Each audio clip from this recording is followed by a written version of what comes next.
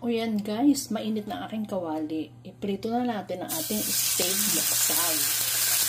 O yan na guys, nailagay ko ng lahat. Ano ang ating lulutuin? Siyempre, ang walang kamatayang bistek Tagalog. Dito naman sa kabilang frying pan, luluto natin ang white onion. Masarap ang maraming white onion. Matamis-tamis yan.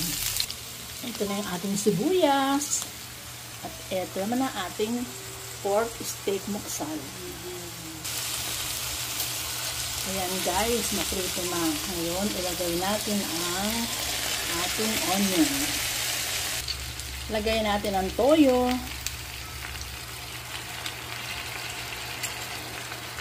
At eto guys, magbabalot tayo ng gulay. Gagawa tayo ng lumpiang gulay. Kaya lang, hindi ko mapakita kung paano ko babalutin kasi isang kamay ko. Eto na guys, ang lumpiang binalot ko. O, ayan. O, diba ang ganda?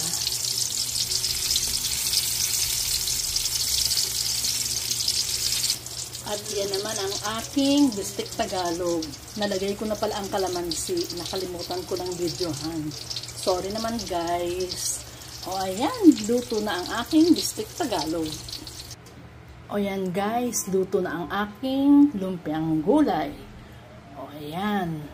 Ito ang food namin ngayon.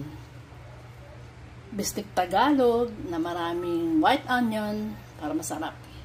At lumpiang gulay. O ayan guys, kakain na kami. Thank you for watching. Bye! See you next time!